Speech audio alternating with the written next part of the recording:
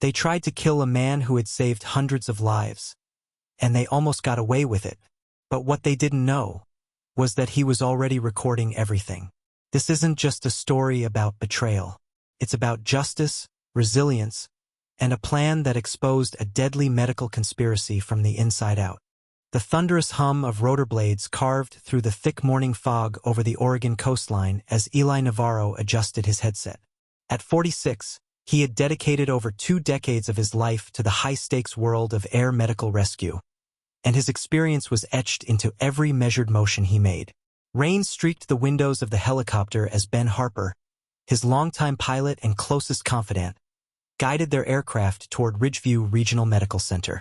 The urgency in Eli's voice was calm but commanding as he monitored the vitals of their critically injured patient. They were 3 minutes out, and every second mattered.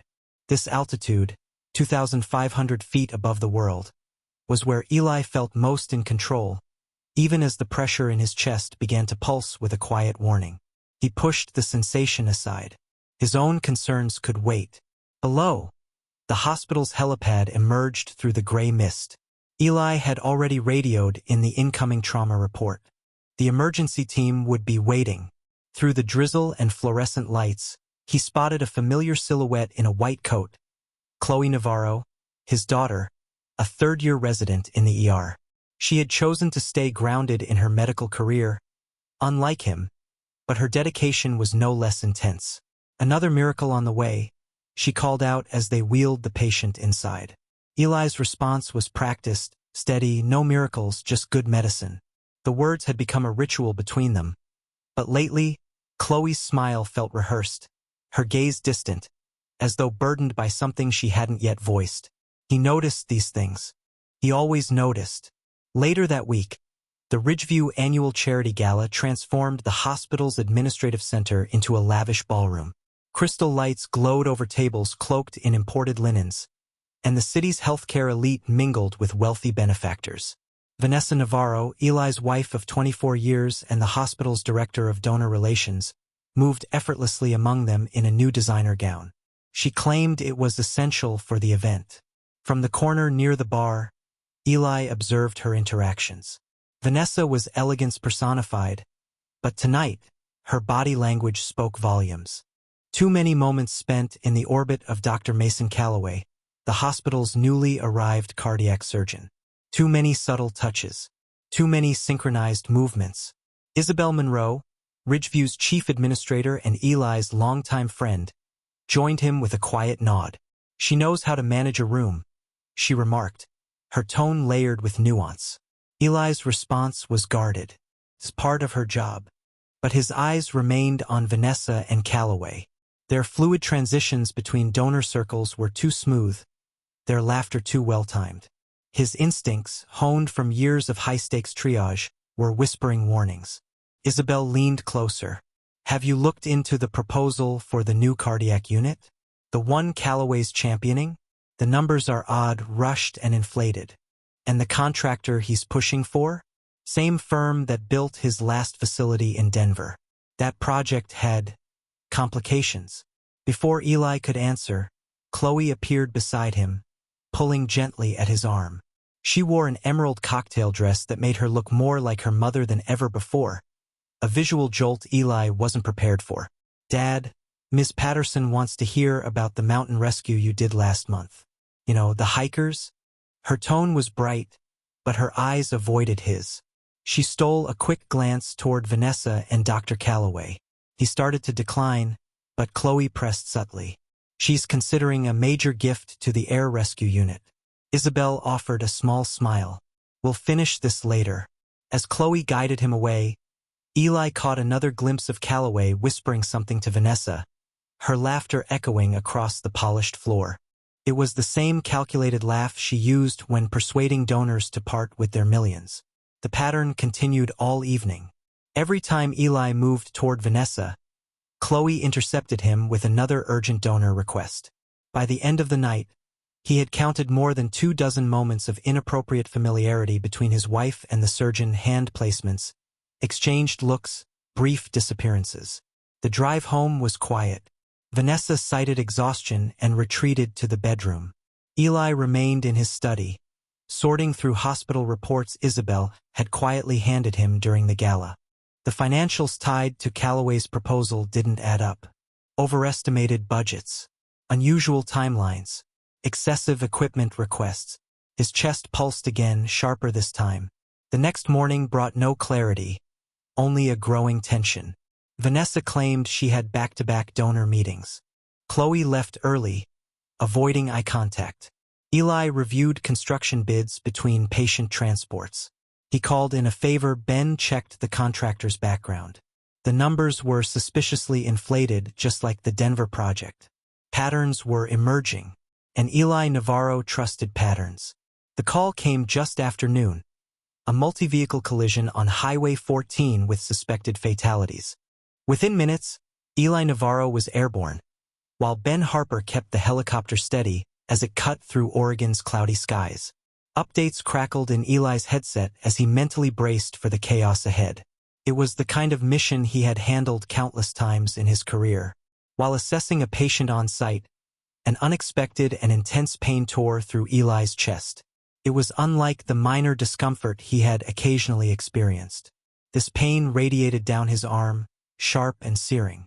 His hand shook, the penlight fell to the ground, and his world blurred. Years of training took hold. He recognized the signs and knew he had to act fast.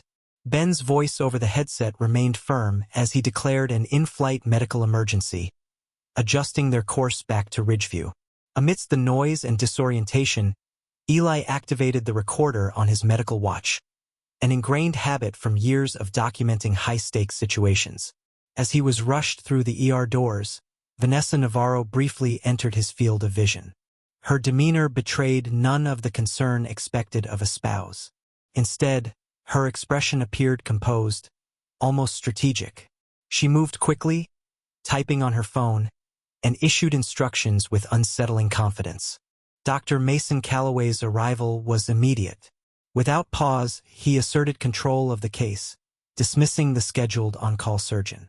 Ellis' awareness faded, but the words and movements around him lingered in fragments. When he began regaining consciousness, he noticed unfamiliar figures, insurance representatives, quietly reviewing paperwork. They conferred frequently with Calloway, their focus on policies and payout terms.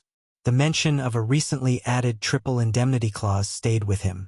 Chloe Navarro's visits were sporadic. Each time, her hands trembled slightly as she performed routine checks. She avoided making eye contact. Her silence felt heavier than her presence. Something wasn't right.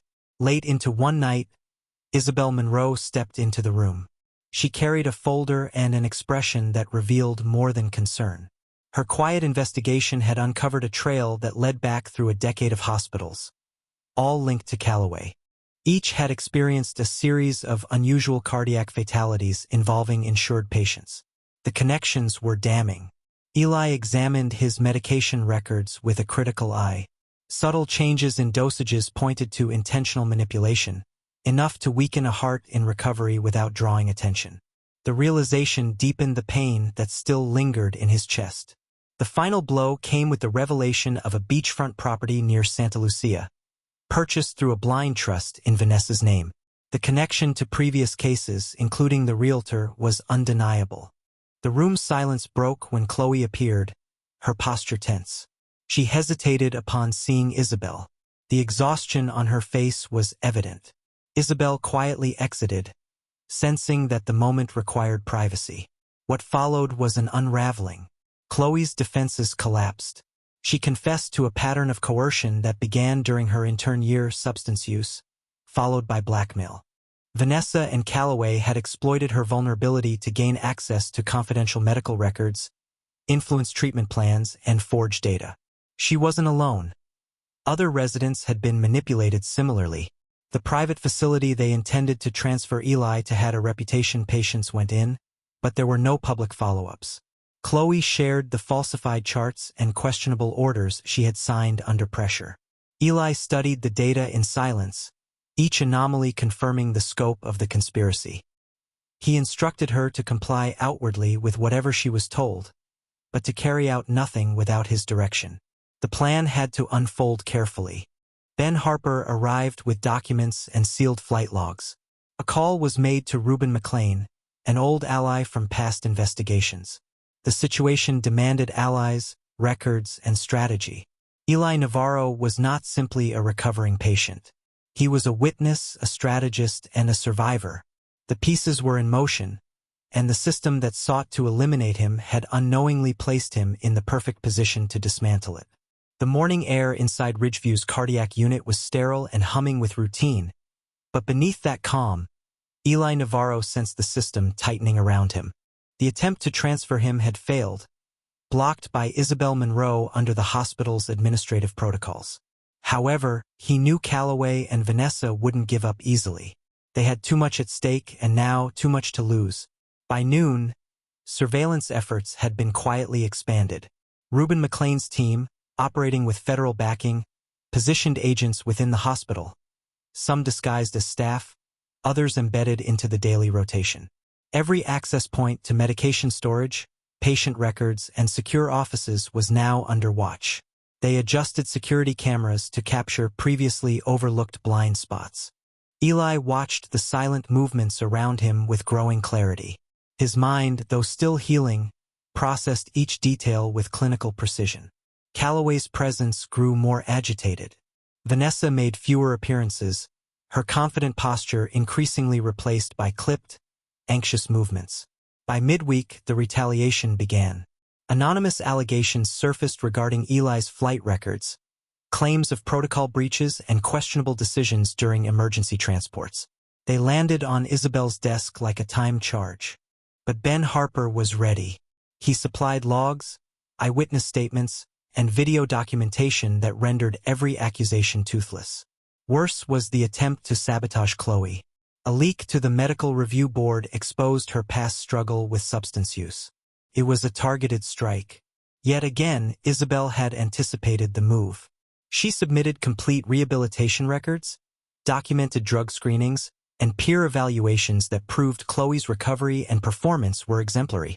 She also filed a request to investigate the breach of confidential personnel records. Inside the hospital, the atmosphere shifted. Conversations hushed when Eli passed.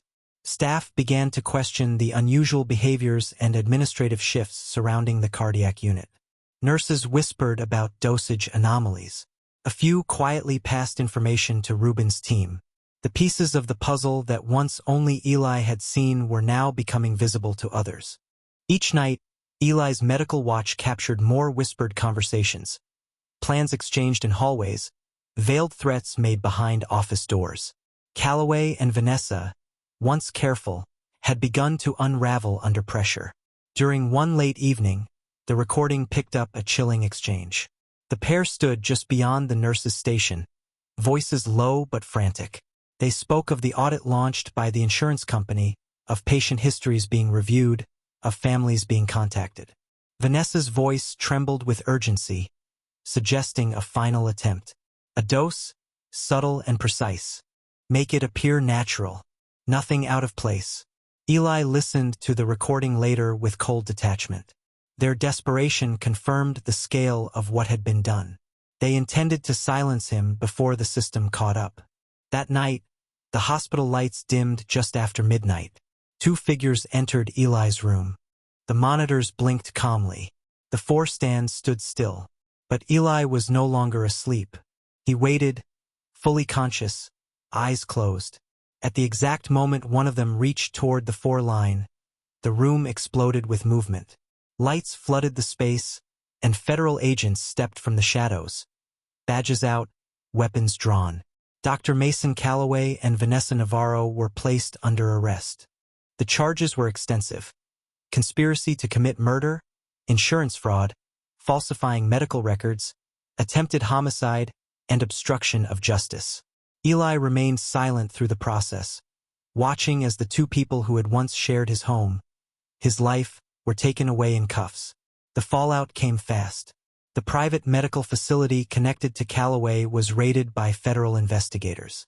Financial records, patient histories, and internal communications revealed a pattern too systematic to be accidental. Wealthy patients with severe but survivable conditions had been transferred under false pretenses, subjected to manipulated treatment plans, and died soon after arrival. All carried unusually generous life insurance policies. All had family members left with questions.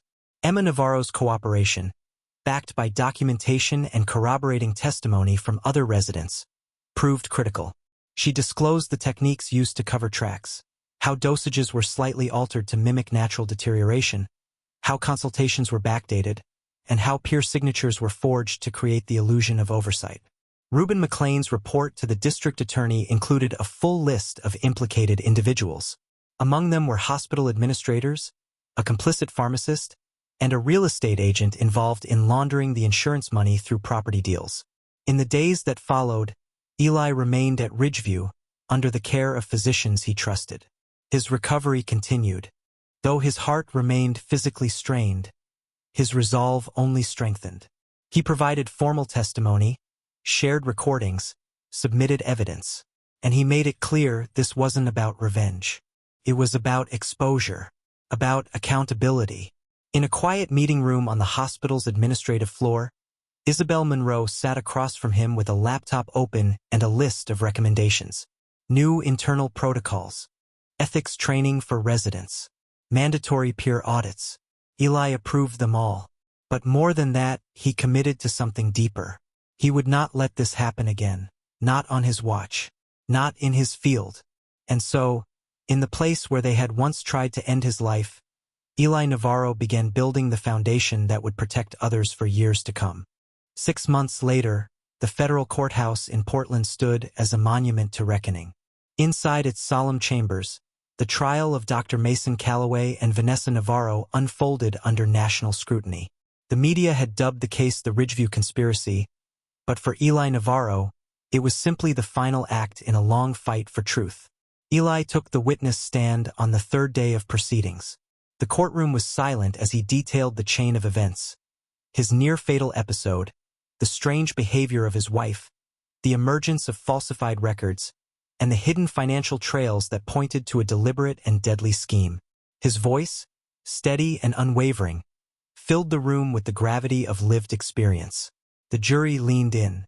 Every word was recorded not just for the court but for history. Prosecutors laid out a devastating narrative. They traced the evolution of the conspiracy across 4 hospitals, each linked by similar patterns. Terminal patients with valuable insurance policies, quiet manipulation of treatments, and swift deaths following transfers to a private care facility operated by one of Calloway's former classmates.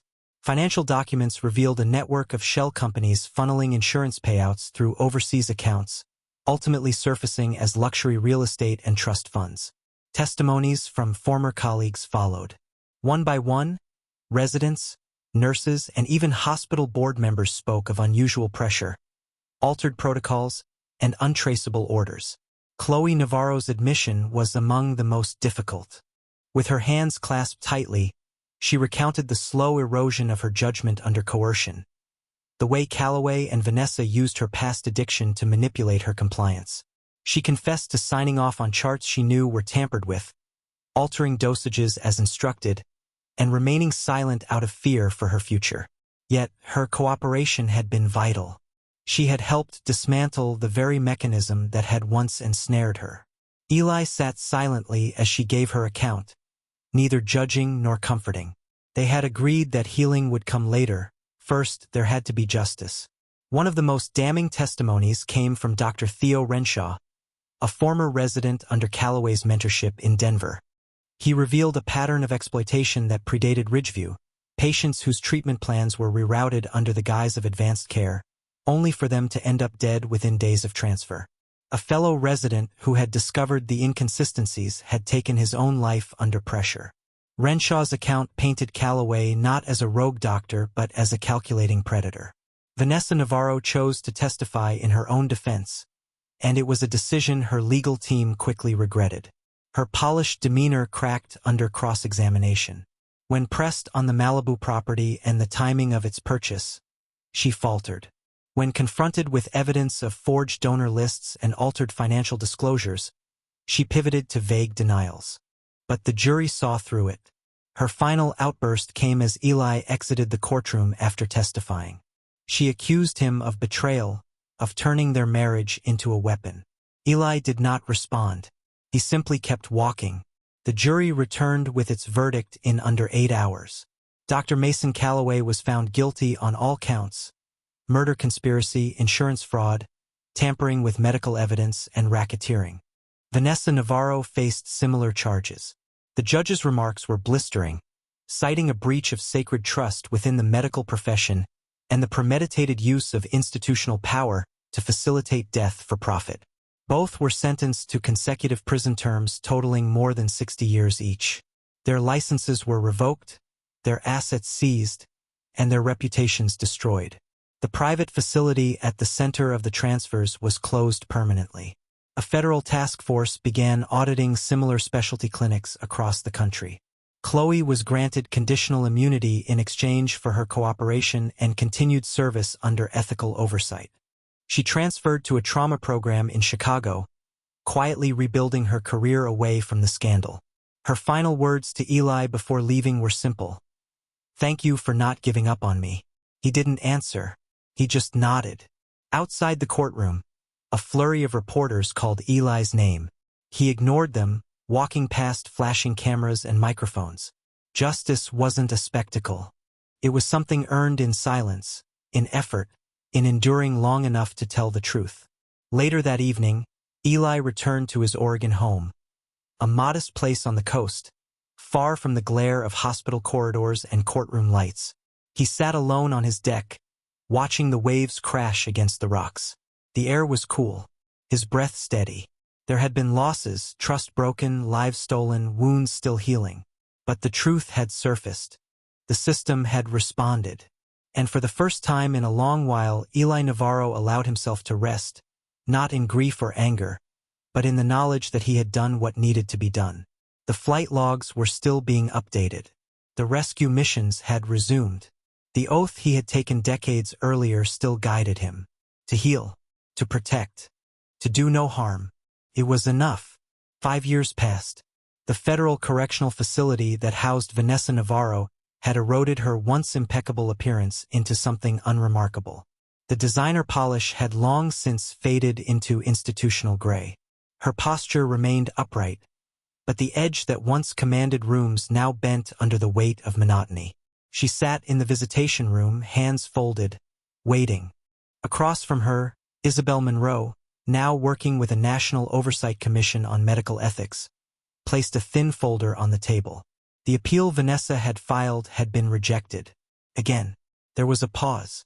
Isabel, calm and unreadable, gave the update without emphasis.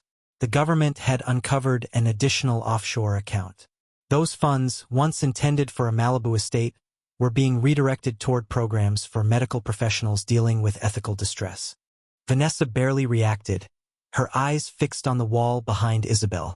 The Malibu dream had dissolved into something rehabilitative for others. Kent Pratt's fall had been even steeper. Confined to a maximum security wing, he spent 23 hours a day in isolation.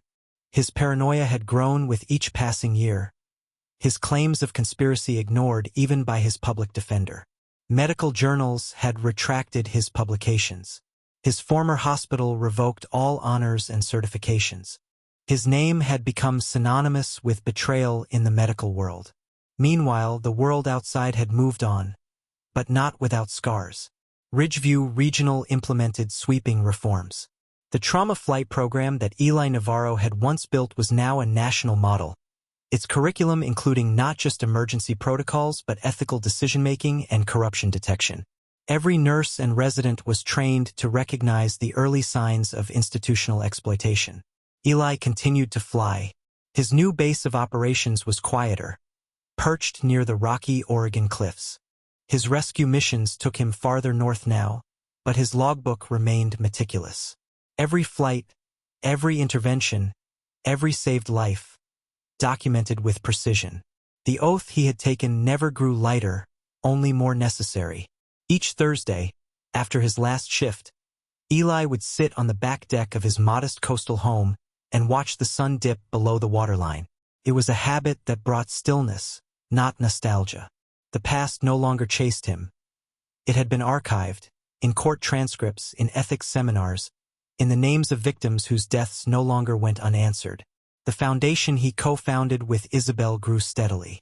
It offered whistleblower protections, anonymous reporting tools, and legal guidance to medical staff across the country. For similar conspiracies had been dismantled since the Ridgeview case, each one traced by patterns nearly identical to those uncovered in Eli's investigation. He wasn't surprised. Systems rarely fail in isolation. They fail when no one is watching. Emma Navarro had risen through the ranks in Chicago, eventually becoming chief resident. Her past was no longer a secret, but neither was her reform. She implemented a mentorship program for interns, pairing them with senior doctors to prevent isolation and burnout. Her trauma unit became known for clinical excellence and ethical transparency. Every month, she wrote a letter to her father. For years, Eli placed them in a drawer marked future considerations. Recently, he moved them to a new box. It had no label. Not yet. Vanessa's name came up occasionally in news cycles, usually as part of case studies or training sessions in medical schools. Her story had become required reading in courses on medical ethics and administrative oversight. The once celebrated donor liaison now served as a cautionary tale. Kent Pratt's name surfaced less frequently. Most remembered him only for the scandal. His colleagues rarely spoke of him.